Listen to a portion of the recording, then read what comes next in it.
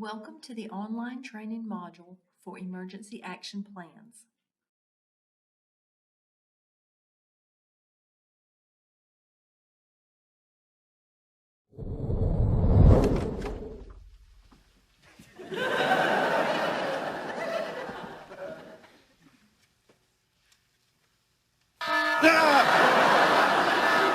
What the hell? Emergency preparedness drill. Oh, no, come on. You know how it works. Once a quarter, keep our readiness up. Now, rise and shine, sleepyhead. Half the town is probably dead.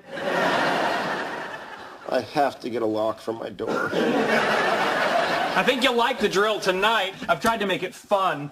Each of these cards contains a detailed scenario of a possible apocalyptic event. Everything from wildfires to a surprise invasion by Canada. Pick a catastrophe, any catastrophe. Sheldon, Canada is not going to invade California. You really? You think those hippies in Washington and Oregon can stop them?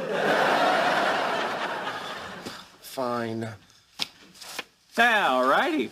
An 8.2 magnitude earthquake devastates Pasadena, reducing mighty edifices to dust, engulfing the city in flames. The streets flow with blood and echo with the cries of the wounded. Oh, excellent choice. Now, put on your hard hat and safety vest. Oh, fun. I get to spend another night in front of our apartment dressed like one of the village people. You make that joke every 3 months. I still don't get it. Leonard, wait. What are you doing? I don't know. What am I doing? Look around you. There's hypothetical broken glass everywhere. Really? You're going to face Armageddon without your orthotics? Your choice. Uh-oh, hypothetical aftershock. And that's why we wear hard hats.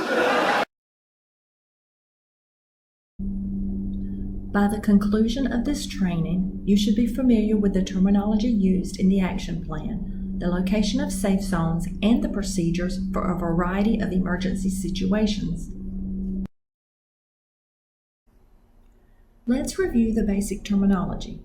All clear is the notification to staff that it's okay to re-enter the building or leave an internal safe zone. Command is that person who is designated to communicate with emergency responders on scene. Evacuation is the act of staff and visitors moving to a safe zone. There are two types of evacuation, external and internal. External requires leaving the building. Internal is moving away from normal work areas to an inside designated safe area. Head count is physically identifying or locating all staff and visitors at the safe zone. Lockdown is an action of securing in place by locking doors, turning out lights, barricading doors, hiding from visibility, and remaining quiet. Notification is any device or measure to alert staff and visitors of an emergency situation. Safe zones are predetermined locations either inside or outside the facility where staff and visitors report in an emergency. There are two types of safe zones. The external safe zone is a designated meeting area outside the building. The internal safe zone is an area inside the facility that is away from windows and exterior walls. Speak to your supervisor or department head about the specific location of the external and internal safe zones for your area. Now let's review the lockdown procedure. This action is typically taken during an active shooter incident. Unless you can quickly and safely exit the building, you should follow these steps. Move immediately to the nearest room, lock and barricade the door if possible, turn off the lights, cover windows or close blinds or take cover out of sight, silence cell phones, keep calm and quiet, stay until law enforcement evacuates the location. Please use the surrender posture when approaching law enforcement. They need to be able to see your hands. Calling 911 is key in an emergency situation since that initiates the appropriate first response. Anyone can place the call to 911 regarding the emergency. Provided it is safe for you to do so, remain on the line to answer questions from the telecommunicator. Notification to staff and visitors in the building may be in many forms, such as voice, phone, radio, or air horns. Air horns are designated for external evacuation notification only. Notification of an event may be initiated from any place in the building and by any employee. Here is a sample of an evacuation plan. Locate the map in your area. Take a moment to identify your work area and the quickest route to exit the building and the nearest space for an internal evacuation. Now let's review the procedures for different emergency situations. Bomb threat. We all have the ability to receive an outside call, so we all need to understand how to respond to a potential bomb threat. First step is to remain calm and keep the person on the line by asking questions. Who is this? Where is the bomb located? Or, I'm sorry, I couldn't quite hear you. Will you please repeat that? While you listen to the voice, also listen to other sounds, such as noises in the background. Observe the display on your phone to ID the caller or phone number. After taking the call, immediately report to authority in your building. If it is determined to evacuate, initiate a call to 911 and notify employees to exit the building. Remind all to cease electronic communications. Meet up in the external safe zone. Fire. Initiate 911 immediately, as long as it is safe for you to do so. If your location has a pull station, activate the alarm using that device. If not, use the air horn to notify employees and customers. Immediately evacuate at the nearest safest exit and meet in the external safe zone. As you exit, call out, knock on doors, and make sure everyone is leaving.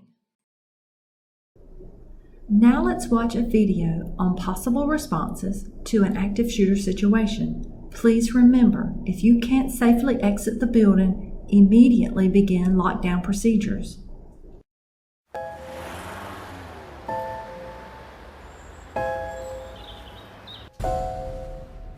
It may feel like just another day at the office,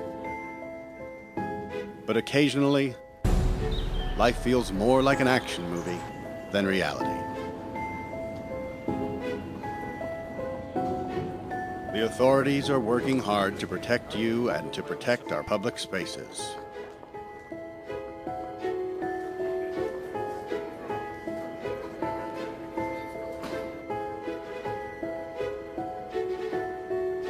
But sometimes bad people do bad things. Their motivations are different. The warning signs may vary, but the devastating effects are the same. And unfortunately, you need to be prepared for the worst.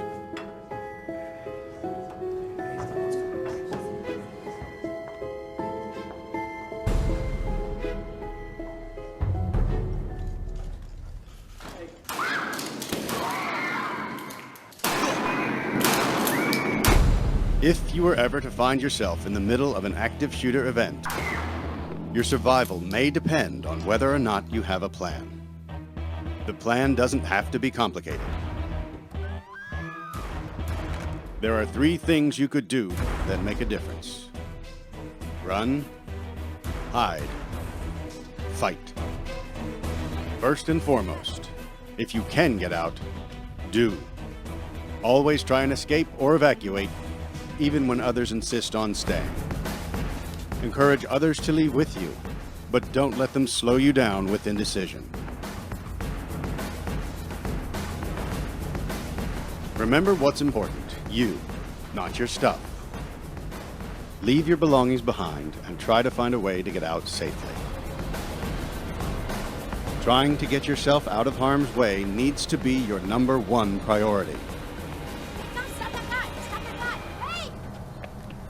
Once you are out of the line of fire, try to prevent others from walking into the danger zone and call 911.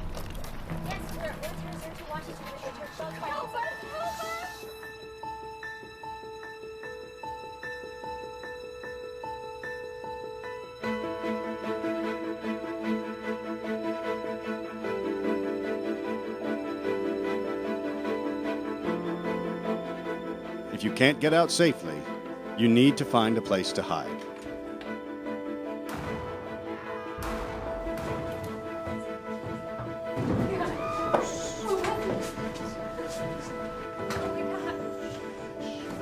Act quickly and quietly. Try to secure your hiding place the best you can. Turn out lights, and if possible, remember to lock doors. Silence your ringer and vibration mode on your cell phone. And if you can't find a safe room or closet, try to conceal yourself behind large objects that may protect you. Do your best to remain quiet and calm.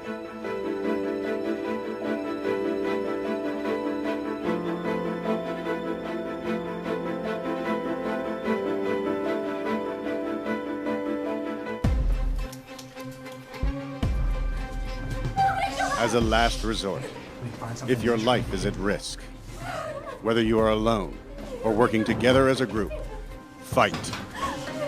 Act with aggression. Improvise weapons. Disarm him. And commit to taking the shooter down, no matter what.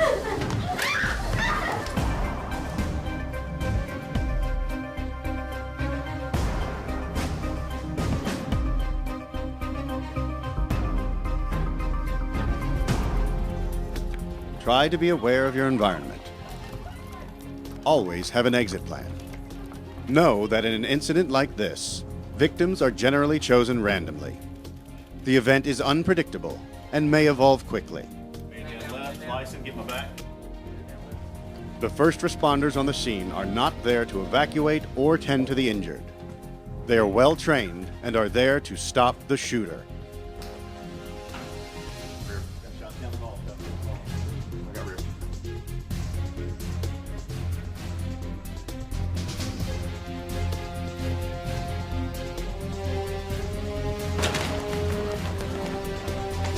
Your actions can make a difference for your safety and survival. Be aware and be prepared. And if you find yourself facing an active shooter, there are 3 key things you need to remember to survive. Run, hide, fight.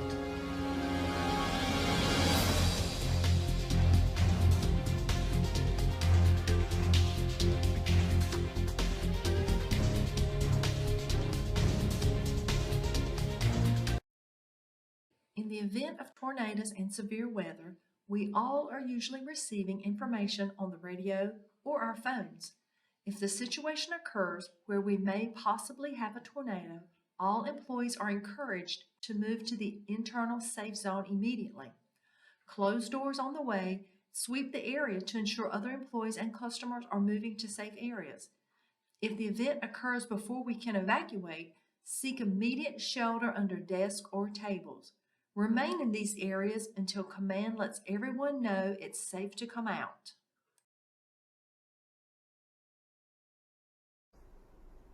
Medical emergencies.